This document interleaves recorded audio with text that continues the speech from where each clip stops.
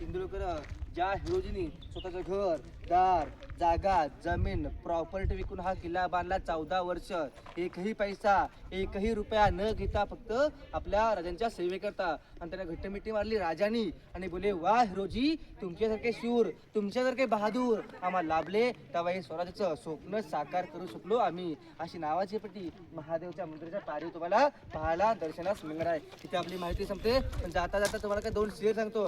पहिला शेर असा आहे की बघा, घासल्या विना धार नाही तलवारच्या पातीला, घासल्या विना धार नाही तलवारच्या पातीला, आणि चरित्र अर्थ नाही या महाराष्ट्राच्या काळ्या मातीला, महाराष्ट्राच्या काळ्या मातीला. दुसरा शेर असा आहे की अंधार फार झाला पाहता दिवा पाहिजे, अंधार फार झाला पाहता एक दिवा पाहिजे, आणि या महाराष्ट्राच्या काळ्या मातीला नाही तर पुरा भारत देशाला एकदा आपला जिजाऊंचा शिवबा पाहिजे, जिजाऊंचा शिवबा पाहिजे. बोला पुण्य श्लोक छत्रपती श्री शिवाजी महाराज की जय. जय भवानी, जय शिवाजी महादेव. एक मिनिट, आता इथे पुढे गेलात की लेफ्ट साईडला एक पॉइंट आहे, टकमक टोक म्हटलं. आता टकमक टोक म्हटलं की तुमच्या नजरेमध्ये काय होतो? Punishment point. स्वराज्यामध्ये चोरी लबाडी गदारी फितोरी आया बहिणीची छेड काढेन त्याला शासन शिक्षामुळे गुंत्यावरी भरायचं, गुंत्याची गाठ बांधली जायची त्यावेळेस, आणि गुंत्याची गाठ बांधून त्या टोकावून त्याला खाली फेकून दिलं जायचं. त्यावेळेची शिक्षा होती 2250 फूट दरीमून फेकून दिलायचं. हायकोर्ट हाय शिक्षा. टकमक टोक पनिशमेंट पॉइंट वेळ असेल तर तुम्ही बघू शकता. तुम्ही सरळ पुढे गेलात की पहिले महादेवाचं मंदिर आहे, दर्शन घ्या. महादेवाच्या मंदिरासमोर अगदी समाधीच्या समोर नतमस्तक व्हा, दर्शन घ्या. नावाची पाठी बघा, नावाची पाठी बघा की तुम्ही परत पायी मार्गाने जायचं असेल तुम्ही हा मार्ग निवडा, त्यावर रोपून जायचं असेल तो मार्ग निवडा. त्या साईड तुम्ही जाऊ शकता पायी मार्गाने. ते आपली माहिती सांगते. बोला पुण्य श्लोक छत्रपती श्री शिवाजी महाराज की जय. हाय हॅलो नमस्कार, कसे आहात मंडळी? मस्त ना? नवीन दिवसाची सुंदर अशी सुरुवात.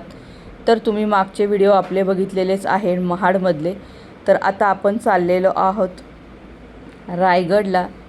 तर महाडमध्ये आलोत आणि रायगडला गेलो नाहीत असं तर होणार नाही.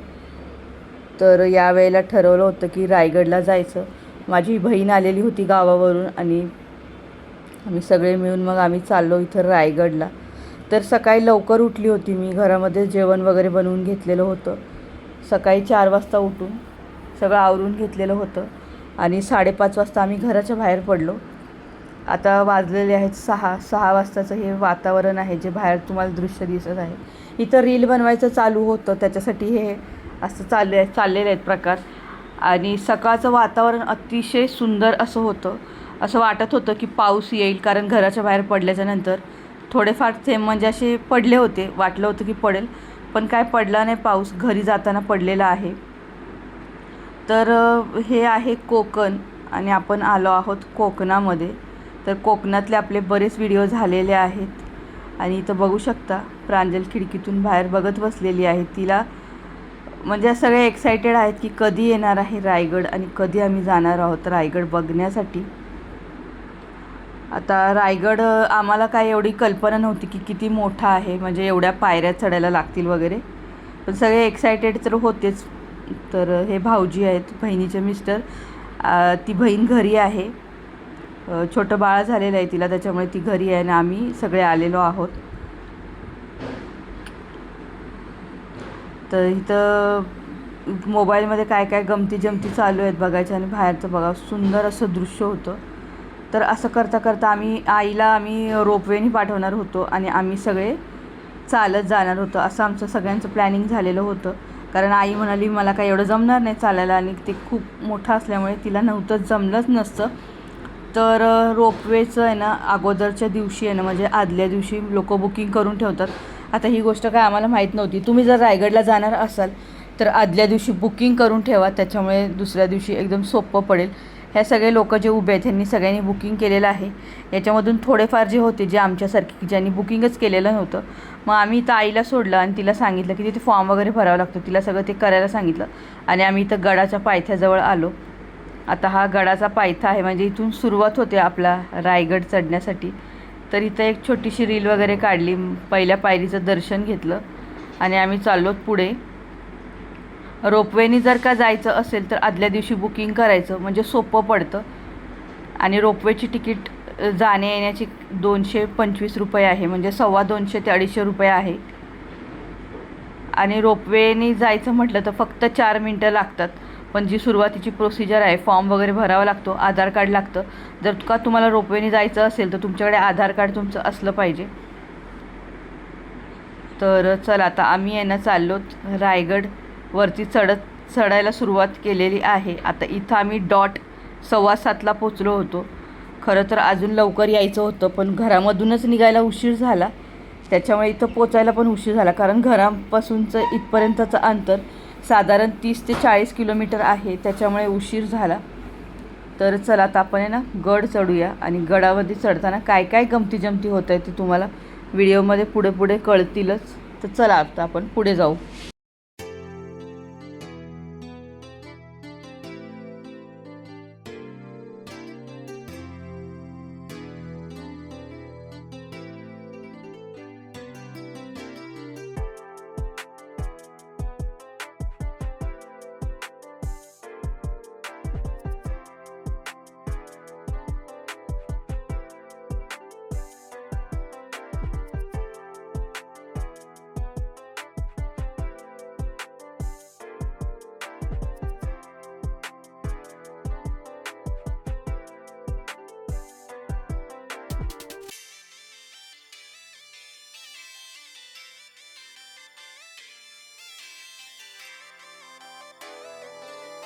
खरं सांगायचं झालं तर गड चढताना दम इतका लागतो ना की काय बोलायचंच नाही. खूप जास्त दमायला होतं, कारण गडच तेवढा मोठा आहे. आणि म्हणतात ना महाराजांचा गड पाहावा तर तो चालत, रोपवेनी नाही. त्याच्यामुळे आम्ही ठरवलं होतं की रोपवेनी नाहीच जायचं, गड चालतच चढायचा. आणि माझी अजून एकदा इच्छा आहे की पुन्हा एकदा रायगडाला जायचं आहे. आता बघूया पुन्हा कधी जाईन मला माहीत नाही, पण मी पुन्हा एकदा जाणार आहे आणि कधी जाईन ते नक्कीच शेअर करेन. तर इथं बघू शकता, इथं आहे अर्ध्या टोकावरती आलेलो होतो आम्ही. जवळजवळ अर्धा गड झालेला आहे. गड खरं तर खूप मोठा आहे, जवळजवळ 2-2.5 तास लागतात साधारण चढण्यासाठी. आणि बघू शकता गरम खूप जास्त व्हायला लागलं होतं, हवा अजिबात लागत नव्हती आणि त्याच्यामुळे कसं तरी होत होतं. आणि वजन होतं पाठीवरती. पाण्याच्या बॉटल्स घेतल्या होत्या, 2 ते 3 पाण्याच्या बॉटल्स होत्या. मग आम्ही ही बॅग आहे ना थोडी थोडी प्रत्येकाने घेतली, कारण वजन जास्त होतं. आणि जे आम्ही जेवण बनवून आणलेलं होतं ते आईकडे दिलेलं होतं, कारण ती रोपवेने येणार होती. आणि रोपवेमधून गडावरती येण्यासाठी फक्त 4 मिनटं लागतात. 4 मिनटाचं अंतर आहे, जास्त वेळ लागत नाही. वरती आल्याच्यानंतर थोड्याफार पायऱ्यासुद्धा आहेत. तर इथं बघा, ही 2 जण आहेत ना खूप जास्त मस्ती करत होती, त्याच्यामुळे ह्या दोघांना सारखी भांडणं करायची. मध्ये मध्ये आलं की थोडा वेळ चांगलं बोलायचे, नंतर आहेच पुन्हा भांडणं, असं चालू होतं. हा बहिणीचा मुलगा आहे अवनीश, जसं मी सांगितलेलं आहे अगोदरच्या व्हिडिओमध्ये. तर बघू शकता गडावरचं वातावरण किती भारी दिसतंय ते. प्रांजल बघा अजून मागेच आहे आणि मी पुढं आलेली होती. त्याच्यानंतर बघा आता इथे पुन्हा वरती चाललो. आता इथं एक गंमत झाली. आता गंमत नाही म्हणता येणार, तर काय झालं ते पुढं तुम्हाला सांगते. अगोदर तर इथे थोडा वेळ आम्ही रेस्ट घेतली. इथं वरती माकडं होती, तर त्याच्यामुळे काय झालं आहे, आम्ही जास्त वेळ इथं काय थांबलोच नाही. आणि खायला वगैरे आमच्याकडे तसंही काय नव्हतं, फक्त पाण्याच्या बॉटल्स होत्या. जेवण होतं ते सगळं आईकडे होते. आणि आता इथे काय झालं, हे खेचर आलेले आहेत, यांच्याकडे वाळू दिलेले आहे बघा. घोडे आहेत, खेचर आहेत, वाळू आहे, वजन घेऊन आलेले आहेत ते. आणि हे पुढं गेले. गडावरती सगळ्यात जास्त जर कोण खरी मेहनत करत असेल तर ही गाढवं आहेत. माणसं तर काय येतात, कचरा करतात आणि जातात खरं सांगायचं झालं तर. पण गाढवांचं तसं नाही आहे, ते गड किल्ले जपायचं काम करत असतात. बघा इथे माकड गेलेलं आहे. आणि झालं असं की जे काही गाढवं वगैरे होती, घोडे, ते सगळे पुढे निघून गेले. आणि मग आहे ना मी पुढे आली त्यांच्या मागे. आणि माझ्यानंतर आहे ना बाकीचे सगळे जे होते ते सगळे तिकडेच थांबले. आणि मी पुढे आली आणि माझ्यानंतर पुन्हा हे दुसरे घोडे आले. आता यांच्याकडे आहे ना पाण्याच्या बॉटल्स आहेत आणि अगोदर जे होते त्यांच्याकडे रेती होती. आता इथे मी मध्येच अडकली, कारण तुम्ही बघू शकता जागा किती कमी आहे. आता यांना तर कळत नाही. आता मी खूप घाबरली होती, मला काहीच कळत नव्हतं की मी काय करू, म्हणून पटकन तिथं पायरीवरती बसून घेतलं. शेवटी मला धक्का लागलाच त्यांचा आणि पटकन मी मागे सरकून बसून घेतलं, कारण आहे ना खूप भीती वाटली. इथे बघू शकता हे पाण्याच्या बॉटल्स घेऊन वजन घेऊन जात होते, त्याच्यामुळे त्यांचा जोरात धक्का लागला मला बघा. आणि मग मी बसून घेतलं. म्हटलं आता बसण्याशिवाय काय दुसरा पर्याय दिसत नव्हता. घाम बघू शकता मला किती आलेला आहे. ते इतकं गरम होत होतं की काही बोलायचंच नाही. मग तिथेच बसून घेतलं आणि मग हे गेल्याच्यानंतर मग पुन्हा आम्ही सगळे कंटिन्यू केलं सगळ्यांनी मिळून. तर बाकीचे सगळे तिकडेच थांबले आणि मी एकटी पुढे निघून आली. सो मग पुन्हा आम्ही सगळे मिळून पुढे आलो. तर असं काहीसं झालं होतं गडावरती. आता चला आता आपण आहे ना परत पुढे पुढे जाऊया. त्याच्यानंतर पुढं काय काय होतं ते पुन्हा बघू.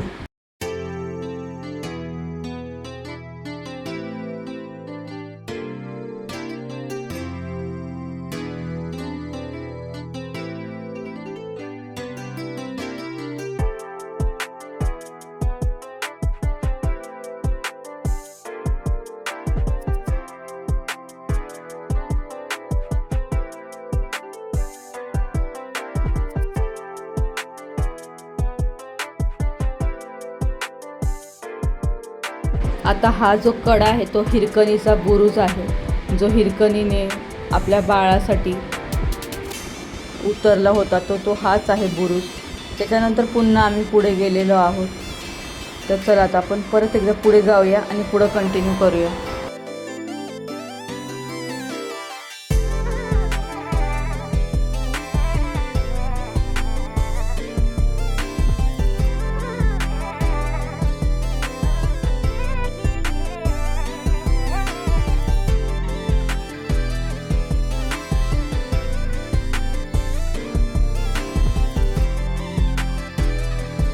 आता तुम्हाला हे वरती जे दिसतंय हे महाद्वार आहे. तिथपर्यंत आपल्याला परत जायचं आहे. तिथून पुढं आणि वरती जायचं आहे.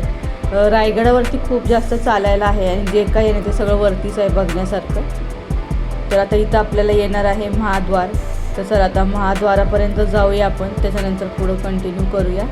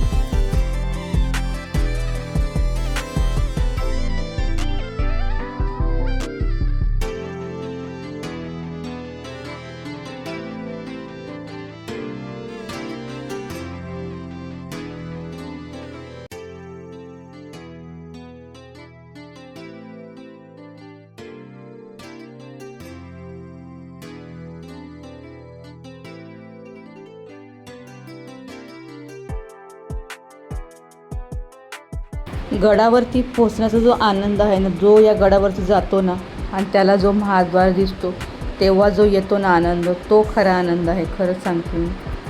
तुम्ही माझ्या चेहऱ्यावरचा आनंद बघू शकता की महाद्वार दिसल्याच्या नंतर माझ्या भावना काय आहेत त्या. चला आता पुढे जाऊ.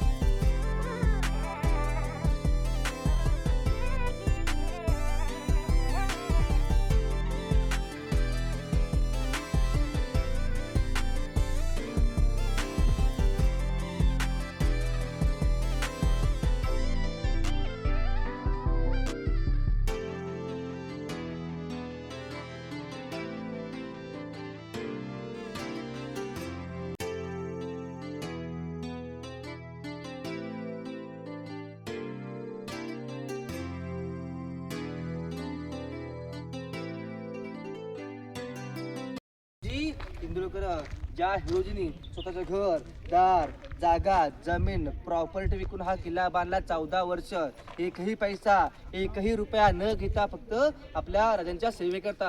आणि त्यांना घट्टमिट्टी मारली राजांनी आणि बोले वा हिरोजी, तुमच्यासारखे शूर तुमच्यासारखे बहादूर आम्हाला लाभले, तेव्हा हे स्वराज्याचं स्वप्न साकार करू शकलो आम्ही. अशी नावाची पट्टी महादेवच्या मंदिराच्या पारी तुम्हाला पाहायला दर्शनास मिळणार आहे. तिथे आपली माहिती संपते. पण जाता जाता तुम्हाला काय 2 शेर सांगतो. पहिला शेर असा आहे की बघा, घासल्या विना धार नाही तलवारच्या पातीला, घासल्या विना धार नाही तलवारच्या पातीला, आणि चरित्र शिवरथ नाही या महाराष्ट्राच्या काळ्या मातीला, महाराष्ट्राच्या काळ्या मातीला. दुसरा शेर असा आहे की अंधार फार झाला पाहता दिवा पाहिजे, अंधार फार झाला पाहता एक दिवा पाहिजे, आणि या महाराष्ट्राच्या काळ्या मातीला नाही तर पुरा भारत देशाला एकदा आपला जिजाऊंचा शिवबा पाहिजे, जिजाऊंचा शिवबा पाहिजे. बोला पुण्यश्लोक छत्रपती श्री शिवाजी महाराज की जय. जय भवानी, जय शिवाजी हर हर. महादेव. एक मिनिट.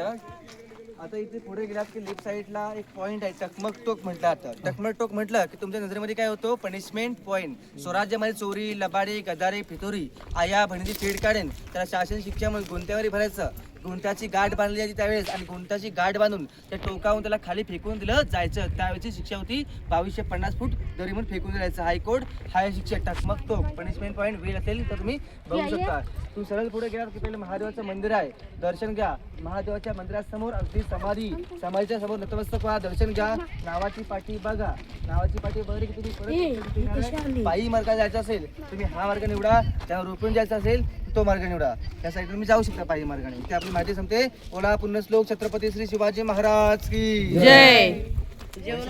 अशा तऱ्हेने फायनली आम्ही रायगडावरती येऊन पोहोचलो. तर मंडळी, व्हिडिओ खूप मोठा होतोय, याच्यामध्ये मला कट करायला अजिबात काहीच मिळत नाही आहे. त्याच्यामुळे मी याचा अजून एक पार्ट बनवणार आहे.